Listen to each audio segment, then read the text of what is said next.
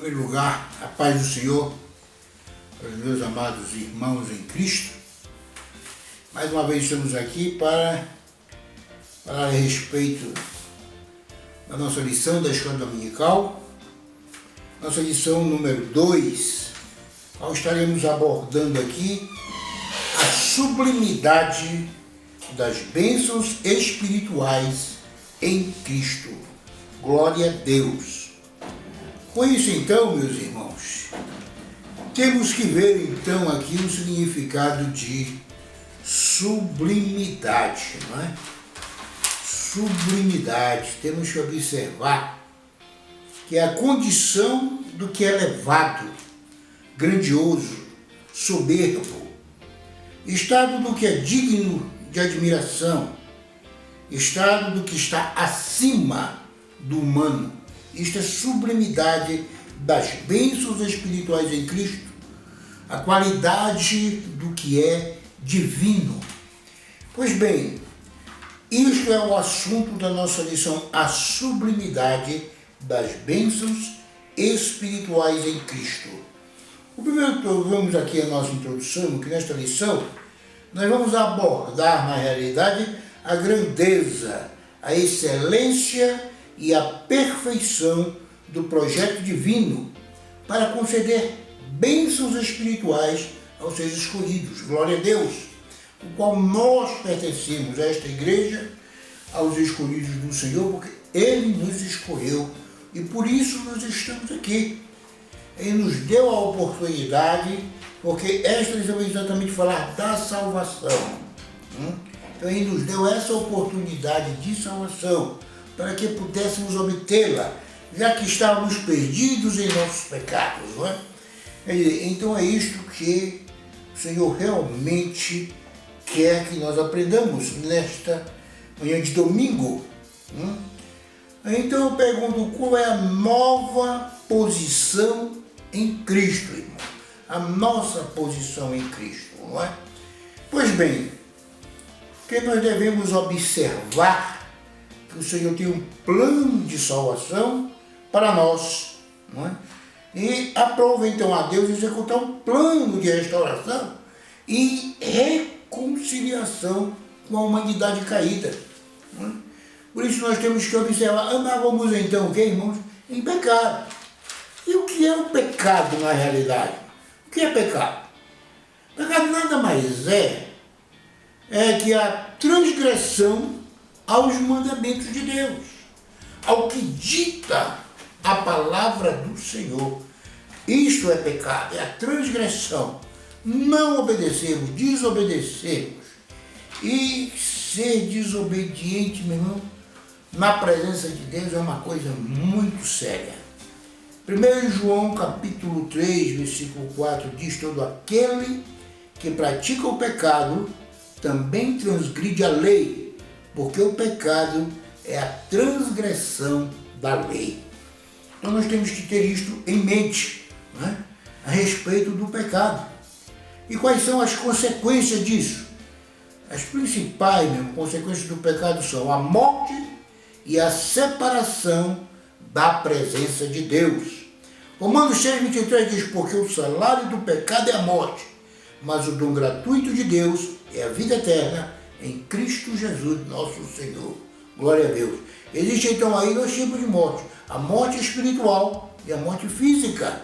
A morte espiritual é o afastamento de Deus, e a morte física, o processo lento de degradação física que leva todos à morte, né? Porque todos os humanos um dia irão morrer, a não ser aqueles que, quando Jesus vier buscar a igreja, serão transformados, porque diz que os mortos ressuscitarão primeiro e os que estiverem vivos serão o quê?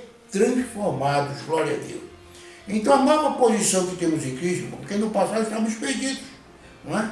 Então o Senhor nos deu esse meio, não é?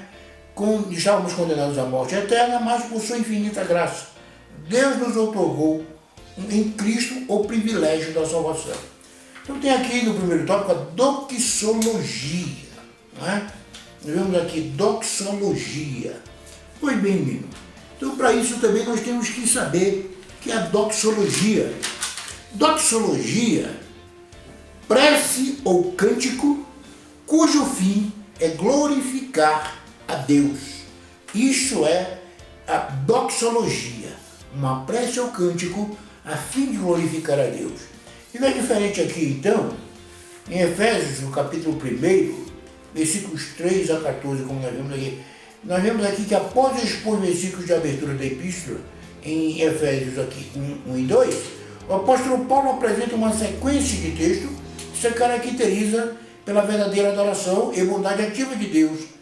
Ele começa, por exemplo, pela frase bendito o Deus e Pai de nosso Senhor Jesus Cristo, no versículo 3, onde bendito significa digno de louvor.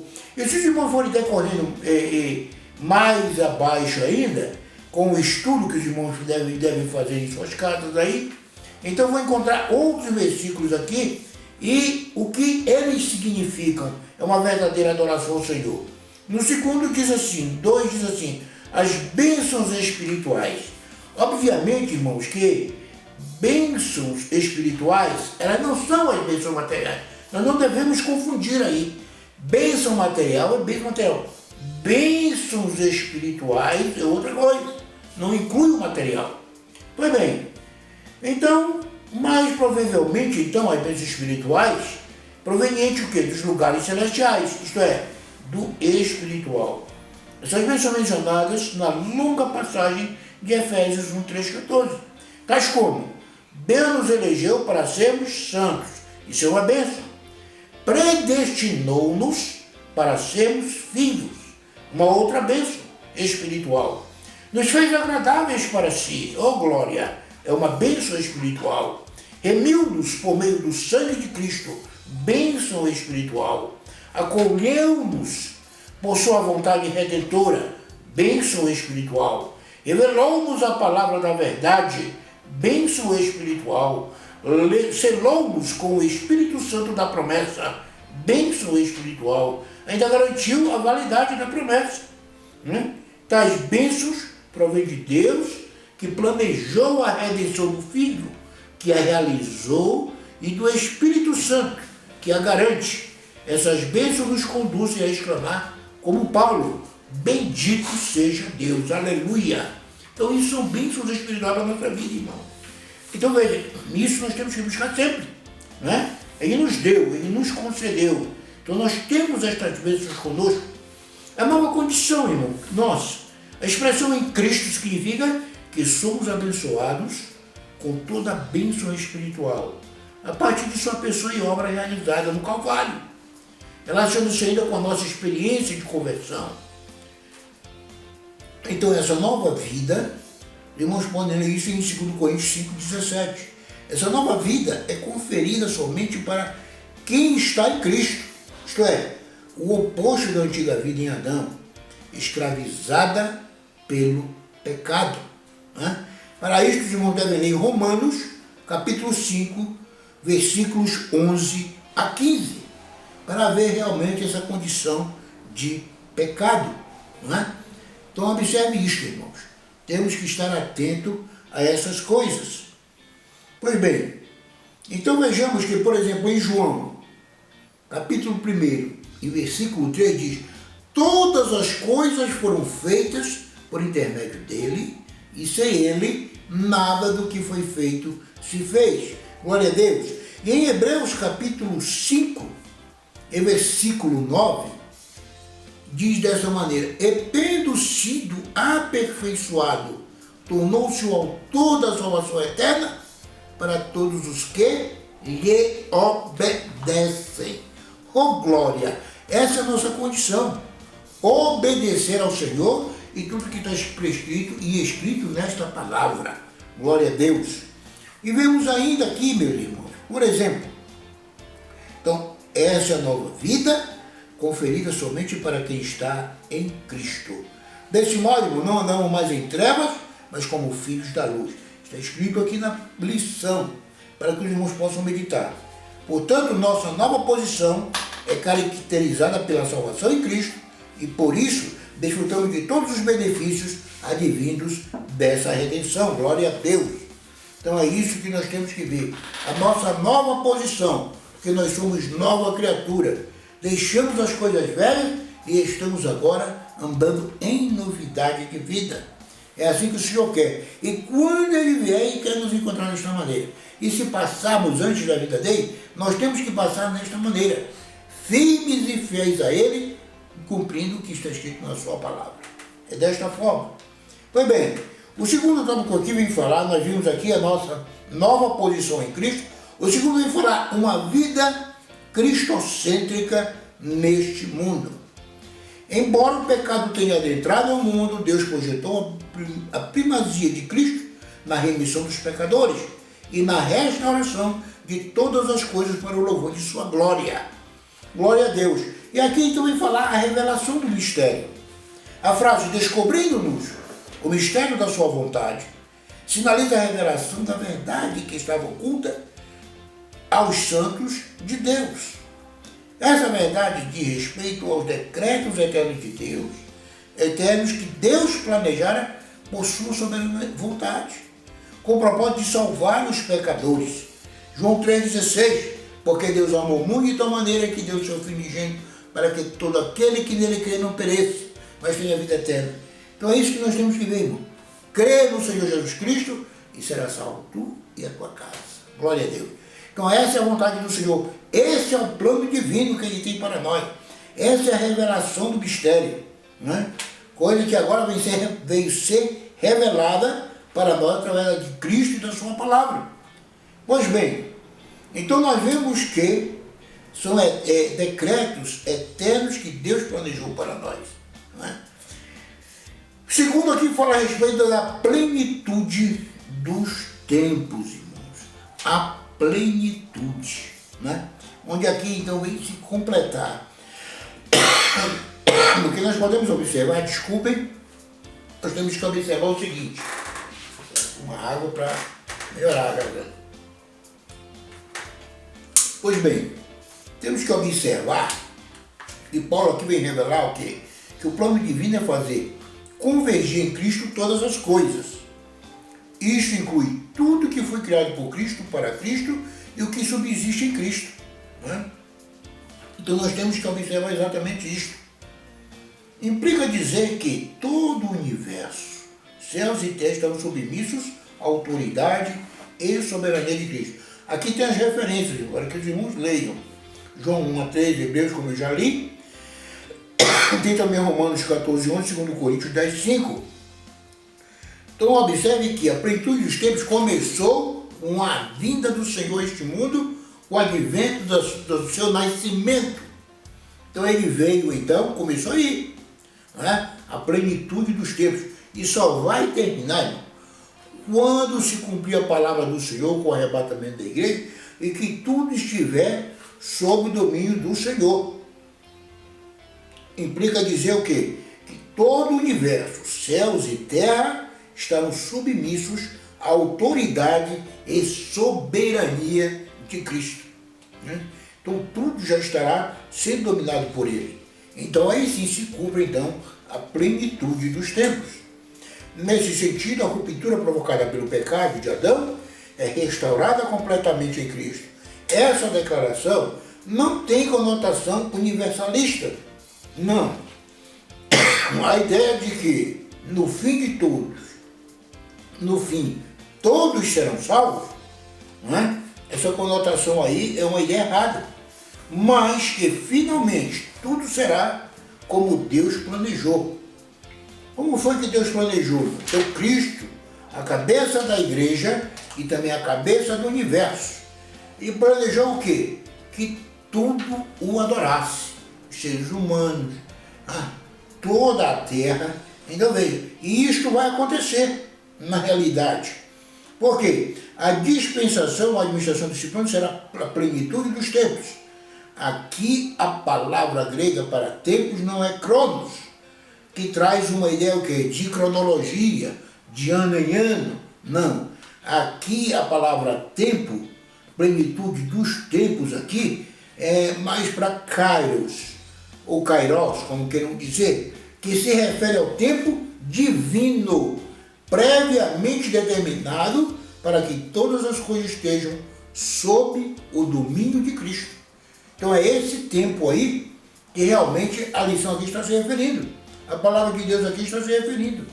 Entendeu? É neste tempo, não aquele tempo que conta os anos, cronologicamente, cronos, não, mas kairos, que se refere ao tempo divino, totalmente diferente. Pois bem, louvor da sua glória.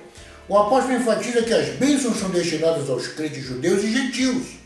A igreja, Paulo muda do pronome nós, ele, os judeus, para o também vós, os gentios. Ou seja, isso engloba então todo mundo. Porque englobou todo mundo da antiguidade e agora engloba todo mundo da nossa era, da nossa atualidade. Pois bem, indicando que em Cristo os crentes de ambos os povos são herdeiros da promessa. Ele ratifica igualmente que o propósito da eleição não é outro, senão louvar e glorificar a Deus. Para isso o homem foi feito. Para isso a natureza foi feita. Isso assinala não somente adorar com palavras e ações, mas também levar outros a fazer o mesmo. Temos que levar outros a pensar também desta forma. Então, por conseguinte, irmãos, tudo o que somos, fazemos ou possuímos vem de Deus, pois começa na sua vontade e culmina na sua glória. Aleluia. E agora então nós temos aqui o Espírito Santo, penhor, não é? Penhor da nossa herança. Penhor, irmãos, vamos ver então aqui, penhor, não é? Uma coisa que vem o quê? Realmente ficar em lugar como pagamento de algo, assegurar algo, está apenhorado, né? Então quer dizer, isto é penhor. Então nós temos que observar, é exatamente isto. Então nós temos que observar estas coisas. Penhor é uma garantia, né? Garante o cumprimento de um dever ou obrigação. Isso é um penhor. Então o que é o nosso penhor? De que nós podemos realmente receber isto. O penhor da gente aqui é o Espírito Santo, que desempenha importante papel no plano de salvação idealizado por Deus. O selo do Espírito Santo, irmão, selo, aquele que ouve a palavra de Deus, o Evangelho da salvação, e que por meio da fé se rende a Cristo, recebe o selo do Espírito. Não estou aqui me referindo ao batismo com o Espírito Santo, mas está recebendo o selo, né? O Espírito Santo no coração. Pois bem, em Tito 3, 5, 7 no caso, né? Vamos ver se tem aqui anotado, ainda teremos que ler a palavra do Senhor. Então nós observamos que realmente a palavra do Senhor. Vamos ver aqui então, Tito. Não é? Temos que consultar a palavra. Tito capítulo 3, versículos 5 a 7. Vamos ver aqui rapidamente na Bíblia Sagrada. Tito. Então vamos ver aqui o que, por meio da fé, se rende a Cristo, recebe o selo do Espírito Santo no meio da conversão. Vejamos aqui, não por obras de justiça praticadas por nós, mas segundo sua misericórdia, ele nos salvou mediante o lavar regenerador e renovador do Espírito Santo, que ele derramou sobre nós ricamente por meio de Jesus Cristo, nosso Salvador, a fim de que, justificados por graça, nos tornemos seus herdeiros segundo a esperança da vida eterna. Então veja aí que ele nos concedeu realmente o Espírito Santo, não é? Então nós temos que fazer aqui esta parte realmente, que o crente aí é marcado e é selado em Cristo, não é? Com o selo do Espírito Santo da promessa. Aqui contamos aqui duas questões, o selo e o Espírito Santo da promessa. É diferente, não é? Porque na antiguidade o selo era um sinal de propriedade ou de posse, não é? Concedendo o Espírito Santo como um selo. Deus nos marca em Cristo como aqueles que autenticamente lhe pertencem, não é? Agora, a designação prometido refere-se aqui ao dom do Espírito Santo, é o dom, falar em línguas, como aparece em Atos capítulo 2, que está relacionado principalmente à promessa de Joel, lá no livro de Joel, capítulo 2, do profeta Joel, capítulo 2, versículo 28 e 29. Tal como foi interpretado e aplicado, por exemplo, por Pedro, lá no livro de Atos, né? Ele falou então para aquele povo que eles estavam recebendo do Espírito Santo de Deus, aleluia.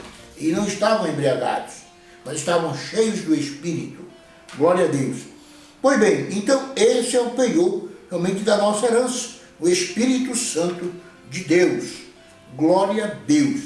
Eu creio que assim, irmãos, abrangemos então o conteúdo dessa nossa lição. Eu não posso me estender e a fundo na lição devido ao nosso tempo. Até porque não seria cabível para o irmão ficar tanto tempo na frente de um vídeo, né? Pois bem, mas vamos orar para que passe logo essa pandemia e a gente possa nos reunir realmente em corpo presente, né? Estamos reunidos no seu amor, no seu espírito, congregando. Na conclusão desta lição, meu irmão, nessa porção da epístola aos Efésios, o plano divino aqui revelado resulta o que? Na reconciliação do ser humano com Deus, por meio de Cristo. E na restauração de todas as coisas, visíveis e invisíveis. Ambos os propósitos devem redundar em louvor e glória a Deus eterno. Na plenitude dos tempos, todos os desígnios divinos estará plenamente executado. E observe bem, irmãos, que nós estamos vivendo esse tempo, plenitude dos tempos, lá com o nascimento de Cristo, quando ele veio, esteve entre nós e terminará então com o advento de sua volta à terra, para já então reinar neste mundo, entendeu? Nesse ínterim já terá ocorrido então o arrebatamento da igreja, que nós possamos ser contados entre os salvos, né? Os irmãos vão observar bem, observando e lendo aqui os versículos que estão colocados aqui para nós, os versículos que foram dispostos aqui para nós, fala bem claramente como devemos andar na presença do Senhor. Já falamos sobre pecado, a consequência dele. Pois bem, então se não quisermos ter realmente, ficar separados de Cristo, de Deus, devemos andar segundo nos orienta a sua palavra. E nós possamos então aqui concluir esta lição. Espero que os irmãos estudem, né? Em casa, vejam bem aí os tópicos, as referências bíblicas. E qualquer dúvida, podem perguntar. Nós temos pessoas aí que se envolvem bastante, estudam e até respondem a respeito das perguntas aí uns dos outros. Coisa muito boa. Como eu estive observando na aula anterior, onde alguns irmãos então tiveram dúvidas e foi então respondido, até mesmo pelos colaboradores aí, pelos próprios irmãos que foram meditar a fundo a respeito desse assunto. Muito obrigado, que Deus os abençoe e nos guarde, e nos abençoe e nos guarde, e que possamos brevemente estar reunidos juntos para a glória de Deus. Amém.